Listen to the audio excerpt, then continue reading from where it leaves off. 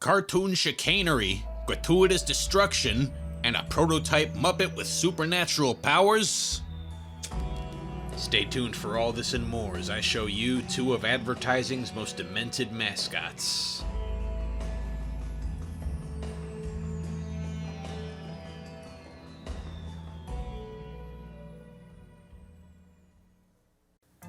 Now cast your mind back for a moment to the late 1950s. If you didn't exist yet, just use your imagination, I guess. Now most of the coffee ads I could find from around this time period follow a very standard formula. Just about a minute of some dude yammering over glamour shots of the coffee and the beautiful people that supposedly drink it. Roasted by a new secret process. Hence this new none-such coffee. How good it tastes, and how deep or roasted. And this natural maturing brings out all their richness. And that's all well and good, I suppose, but if you were lucky, instead of getting something like that, you get something like this.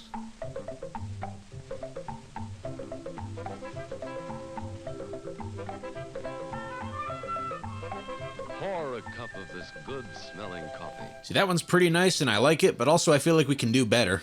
Put your money in here and you get a cup of Wilkins coffee. I don't want any. Then push that button. How about a cup of Wilkins? And there you go. Isn't that so much better? It's short, sweet, it's to the point, doesn't even need to make any outlandish claims about the product. All these other brands spend so much time reading through their sterile ad copy about fresh mountain roasted beans or whatever, flavor crystals. This one's just like, hey, drink Wilkins coffee or else. Of course, as anyone who's watched YouTube with ads on recently can attest, a 10-second ad is less painful than one that keeps going for 30 seconds or a minute or more, but that doesn't really matter if you keep seeing the same commercial over and over and over and over, to the point where you've seen it so many times it actually adds up to a minute or more. Thankfully, it seems like they took that into account, because according to the creators, there's 179 variations. With this camera, I shoot pictures of people who don't drink Wilkins coffee. I'm ready. Shoot. Anybody else? After watching just two, you're probably already beginning to see a pattern form, but trust me, there's a lot more going on here than initially meets the eye. So, you probably recognize these two little weirdos from the thumbnail, but who exactly are they anyways? Well, this Kermit-looking dude over here is named Wilkins, for obvious reasons, and this blobular-looking fellow over here is named Won'tkins. Yeah, I get it, because one will and the other won't. Anyways, now that you got the basic premise, I'm going to try to answer any questions that you may or may not have here. How far exactly are they willing to go with this premise? By the looks of it, about as far as they could possibly get away with. Now, are there any other strangers in town? Pretty much any type of grievous bodily harm you could imagine, Won'tkins experiences it. Now, some of these are just standard Penelope pit stop shenanigans like the old sawmill trap. I should have saw this coming. He always was a cut-up. But then for every one of those, you get two or three where he's just getting straight blasted, bludgeoned, blown up, or some other surprisingly realistic death. And sometimes they got him hooked up to some cartoon contraption. All good guys drink Wilkins instant coffee. But then in this one, the contraption's just an actual electric chair. You don't drink Wilkins? No. How shocking. And of course, the frog dude always has a post-mortem one-liner for every situation. It's autumn and the nuts are beginning to fall. Man, even Tom and Jerry would look at some of these like, damn, isn't that going just a little bit too far? Anybody who doesn't drink Wilkins coffee ought to be tarred and feathered, right? Wrong. He always was a bad sport. Now, if you don't know the long-term implications of tarring and feathering, definitely look into those. But not right now. Watch the rest of the video first. On guard. Salute Wilkins coffee. But I don't drink Wilkins coffee. Some learn, some don't. The first time I saw this one, I thought that was like a sheath on the sword or something, but no, I watched it again. That's guts he's wiping off. Whatever he did was too disturbing to show, even by the standards of these things. Just goes to show that really sometimes the implication is all you need. My friend, this is going to be the closest shave you've ever had. Ah! And of course, the destruction isn't limited to just your physical body. Got a car that you worked for years to pay off? If you don't drink Wilkins coffee, then not anymore. Well, things seem to happen to people who don't drink Wilkins. Hey, what about that house you built yourself from the Sears catalog because this is the 50s, that's still an affordable prospect? You know, a house isn't a home without Wilkins coffee. And that's not even getting into the social implications. You drink Wilkins coffee? No. D-rank 3, you're out. In a couple of these, we even see the frog dude setting up his own political party. Elect me and you'll learn to like Wilkins. My God, just imagine living in a world where you can become an actual enemy of the state due to nothing more than just preferring the wrong brand of coffee. You gonna run against the Wilkins Coffee Party? Start the race. On your mark, get set, go. On top of that, as if giving him political power wasn't enough, they gave him supernatural powers too. What about my future? I hate to tell you, but you don't have a future. And if he's not doing the weird supernatural shit himself, he can just summon a monster from another dimension like this Wallmaster from Zelda over here. Let's leave it to the hand of fate. He must drink Wilkins too. So yeah, don't fuck with the frog dude. I don't think there's any length he's unwilling to go to. Are all the ads just full of gratuitous violence like this? Actually, no. There's a fair few that just play out like standard commercials. 1 truckload Wilkins regular coffee? Check. What was that? Wilkins instant coffee? Check. After 40 days of this, Noah, I bet you wish we'd brought some Wilkins coffee instead of those silly elephants. Then there's a couple like this one where you think he's about to get kicked down the elevator shaft or something, but then he just stands there slack-jawed, nothing happens. There's a couple that are so normal they actually wrap back around to being weird again just by comparison. I say, old chap, would you mind going up and buying a box of Wilkins tea? It would help me out financially, and it isn't bad tea at all. If you like really good coffee, why not spend the extra money and get 2 cans of Wilkins? Why not? How can you tell this is specifically set in the 1950s? Well, the short answer is at the end of most of them you see copyright 1958 or something like that, but apart from that it's usually hard to tell. Most of these have a sort of timeless quality about them where they feel like they could almost be from the 20s or 30s or something. Throw all the tea overboard, man. I say, this dreadful thing would never have happened if we'd sent them Wilkins tea. And of course a couple of them aged about as well as a cartoon from the 20s or 30s. Hey, the cannibals are boiling us in Wilkins coffee. Yeah, so what? I was beginning to think you'd never join me in a cup of Wilkins. Of course, every now and then you get something that's very specifically tied to the 50s, like groovy beatniks, man. Hey, man, what makes you so square? I don't dig Wilkins coffee. You should. It really swings. And with that one, you could tell from a mile away what decade it was made in, but with this next one, it's a little bit more subtle. The jackpot question, what's the finest coffee? Well, you told me to say Wilkins. Another quiz show bites the dust. In case you didn't catch the subtext, this is a direct reference to the 1950s quiz show scandals. Now, I'm not going to get too deep into that because it's a whole other rabbit hole in and of itself, but in short, there was a few quiz game shows in the 50s that got caught feeding the right answers to contestants they wanted to bring back for more episodes.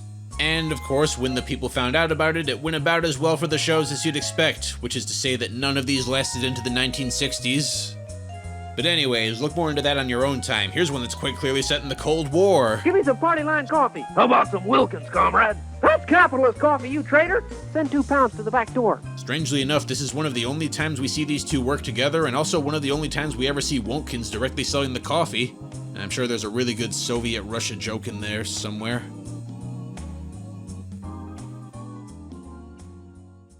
Anyways, next question. Is there anyone more powerful than the crazy frog dude? Yes. Through my observations, I have deduced there actually is a force in this universe more powerful than the weird frog dude. And his name is Mr. Wilkins. Want a cup of Wilkins coffee? What'll Mr. Wilkins do if I don't? Oh, he'll probably put his foot down. Now, is it actually John H. Wilkins Jr. himself? Well, that's not entirely clear because the frog dude is also named Wilkins, so it could just be a powerful name in this universe. Then again, I'm not sure the real guy would want to connect himself to working conditions like these. When's old man Wilkins gonna pay us for all this foolishness? When we sell more Wilkins coffee. Buy Wilkins, will you? You hear that?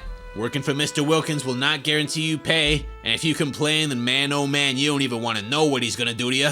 Old man Wilkins just hired me to sell his crummy Wilkins coffee. I think he just fired you, too. I love these Wilkins coffee commercials, don't you? I'm tired of them. Just kidding, Mr. Wilkins. Yeah, the frog dude may be powerful, but as far as I can tell, he doesn't own a squadron of B-52s like that. What could actually convince Wilkins to drink the coffee? Now, I don't think we ever see Wilkins drinking the coffee directly, but there are at least a couple of ads where you see him agree to drink some or ask for a cup. Under heavy duress, of course. Well, I say, I'll take some. Wild horses couldn't make me. Okay, give me a cup. This machine will make you want a cup of Wilkins coffee. Not me. I'll take mine with cream and sugar. Of course, if you can't bring the coffee to the guy, you can always just bring the guy to the coffee. Help, I'm drowning. I told him he'd end up drinking Wilkins. Did Wilkins ever actually win in any of these? There is this one where he manages to escape at the end, but judging by the state of him, I don't think you could call this one a flawless victory by any means. Okay, let's try it blindfolded. No, there's only one ad I've seen from these guys where Wontkins gets a definitive victory, and that's this one. Boy, I'd give $1 million for a cup of Wilkins coffee. Okay, Buster, pay up. Hey, look at that. $1 million. And $1 million 1950s bucks, no less. He could get 20 houses and cars to replace the ones that got detonated earlier. But then again, we never actually see the frog dude writing a check, so who knows whether he made good on that offer or not. Why does the frog dude look so familiar? Allow me to answer your question with another question. Obviously, John H. Wilkins Jr., the coffee mogul, isn't out here making his own puppet shows, but if that's the case, then who is? That's right, Jim Henson, the guy who would later go on to create the Muppets and even do the voices for a bunch of them, including, yes, Kermit the Frog. Now, supposedly these guys are two completely different frogs, but I'm not sure that I buy it. Has anyone ever seen these two in the same room before? I don't think so. Did this ad campaign actually work as intended? They must have had at least some complaints, considering that they made a couple of ads directed at the detractors. Wilkins coffee's good coffee. Boy, what a bad commercial. The commercial may be bad, but the coffee's wonderful. Those Wilkins coffee commercials. You don't like them? No. Then let me fix your set. You can't win. There's also this one where they poke fun at anyone who complained about all the violence. No, I'm not gonna drink any more Wilkins instant coffee. Now he's not gonna drink any more coffee. But by and large, it seems like the people actually like these ads. Just listen to this quote from Senator John Marshall Butler in 1959. As to advertising, it insults the intelligence of the viewer. It is geared to know-nothings. As far as I am concerned, if I hear a thinking man's filter and a smoking man's taste, I promptly change the channel. About the only clever advertising on the air today is Wilkins and Wontkins. It pleases rather than irritates television audiences, and I am happy to learn that this series is bringing increased sales to its sponsor.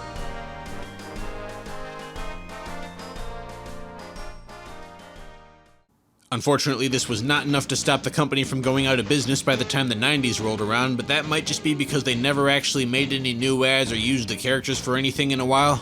That is, besides the occasional promotional hand puppet or weirdly colored t-shirt. At the very least, we can say that these ads age better than a lot of the shit Folgers was doing in the 60s. In those ones, it's always just some asshole husband going up to his wife like, "Hey, your coffee is bad," and then she goes to her friend or grocer or whatever like, "Oh no, my coffee is bad," and then they're like, "Hey, try some Folgers, it's good." Then after that, she makes the coffee and he's like, "Oh man, I love you again because your coffee is good," and she's like, "Oh boy, my marriage is saved thanks to Folgers." Yeah, between that and the Wilkins ads, I'll take the Wilkins ads any day. Hey, wait a minute, what is this? Where'd it come from? The Nostalgia Critic? He still exists? Man, oh man, I have never felt older than I do in this moment right now. Anyways, I think we all pretty much get what these guys are about by now. Doesn't seem like there's much of anything that could upset the balance of this Wilkins coffee universe.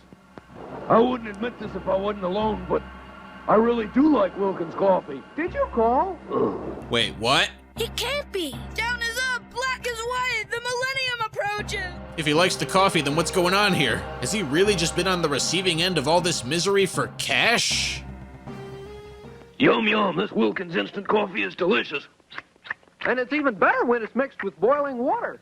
Ah, now it makes sense. Consuming the coffee wrong is still enough to draw the ire of Wilkins. Whew. For a second there, I was questioning everything I knew about this world. And the only thing that would be more confusing than that is seeing Wilkins selling another coffee. This is a stick-up. Give me the money. Sorry, I'm on my community coffee break. Come on, let me have it. Okay, buddy, what do you think of Nash's coffee? I never tasted it. Now, what do you think of Nash's? I have Nash's coffee and another kind of coffee. I want the cheap stuff. Sorry, but that other coffee's for the birds. Oh man, everything made so much sense up until this moment. Now I just don't know what to believe anymore, man. Yeah, apparently back in the day, if you had the money, you could actually get a hold of the Henson Company and have them remake some old Wilkins coffee commercials, but with your own brand in them. And maybe that was easier to get away with back before the internet and home video made it possible for anyone to see non-local ads, but still, just imagine seeing this. Wilkins makes good coffee. Ooh, better coffee? Wilkins makes the best coffee. Congratulations. And then a few weeks later, you're in another city and you see this. Ooh, better coffee? Oh, Red Diamond makes the best coffee. Congratulations. It's really weird. It's like seeing the Geico Gecko advertising Uncle Albert's Discount Insurance Hut on the side of the freeway. Especially since one of these two is literally named after the original product. Also, I can only presume all those hits to the head wiped out this dude's memory completely, hence why he keeps falling for all the exact same tricks over and over.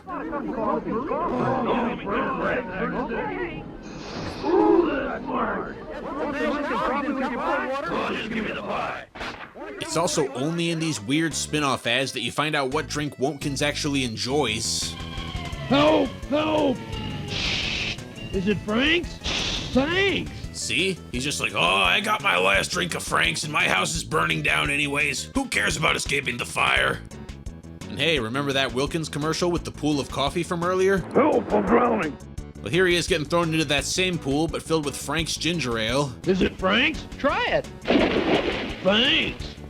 On one occasion, he even makes the mistake of asking for ginger ale in a Wilkins ad. No, give me a bottle of ginger ale. Okay. But he would have liked the Wilkins. I wonder if that would have gone any different had he specifically asked for Frank's brand ginger ale. Of course, even his appreciation for this brand can only go so far. That bottle of ginger ale, is it Frank's? Yeah. Thanks. Oh yeah, by the way, remember the military arsenal that Mr. Wilkins had earlier? Apparently that's for rent too. Unfortunately, that wasn't enough to stop the Dugan Company from losing the bread wars of 1965, hence why you've probably never heard of them. And of course, Dugan wasn't even the only bread company that these wacky little puppets put their support behind. Marita's gonna be the first bread on the moon. Now what? Well, Marita's still the best bread on Earth. What do you suppose are the odds that this rocket launch was sabotaged by Mr. Dugan?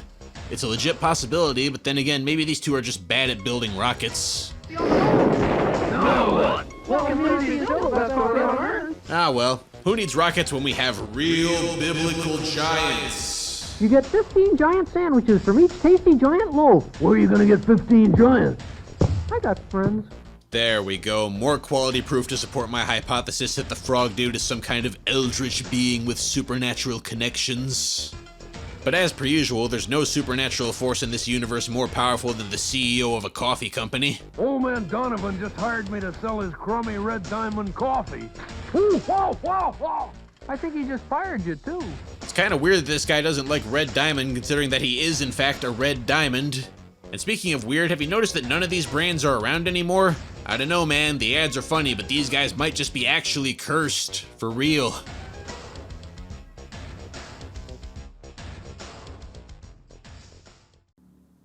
And now I got a special treat for you. A very rare, previously lost, and no doubt highly legitimate interview tape with Wilkins himself.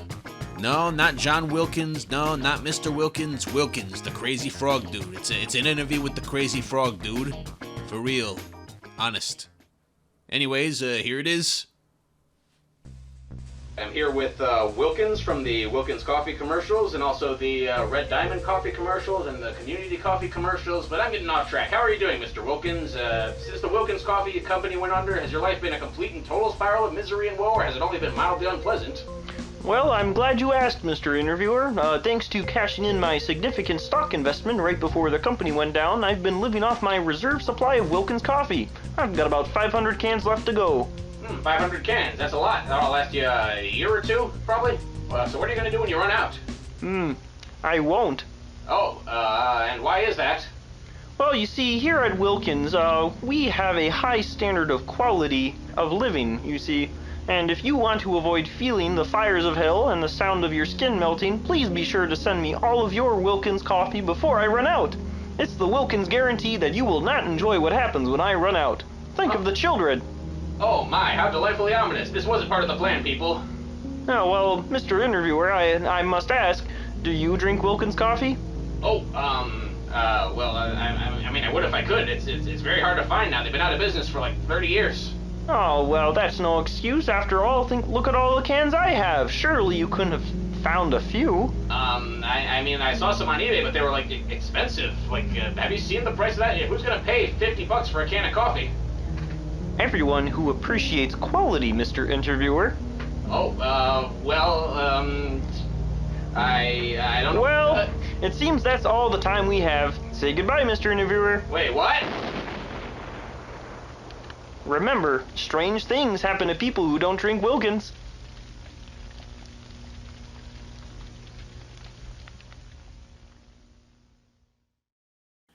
And now, because I couldn't think of any more appropriate finale for this video, ladies, gentlemen, and everything in between, sit back and prepare yourselves for the Wontkins Annihilation Montage.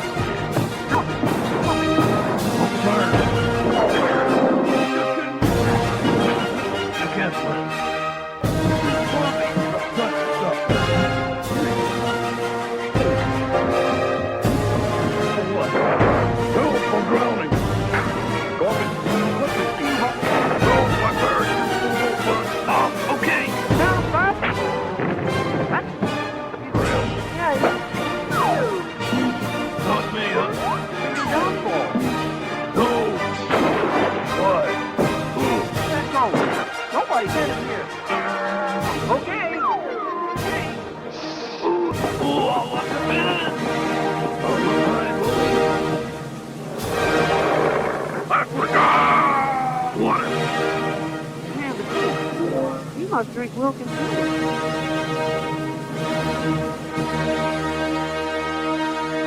Now, what do you think of Wilkins? Well, hello there, everybody. Thanks for sticking around till the end of the video. As per usual, if you're new here, I hope you like what you saw, and regardless of whether or not you're new here, I hope you continue to stick around for the next one. Thanks again to Eggles for being the first one to sponsor me on Patreon. If you'd like to get your name in the credits, or perhaps check out some of my other ventures, there's a link to all of that in the description of my channel. For now, though, that's about it. Take care, peace out, see you next time.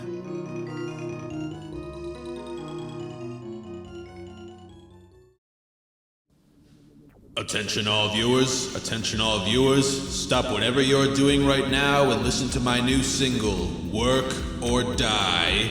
Available now on Bandcamp, Spotify, and pretty much anywhere else you can get music on the internet. Also, check out my other new single, Electric Penguin in a Nuclear Winter. Available in pretty much all those same places.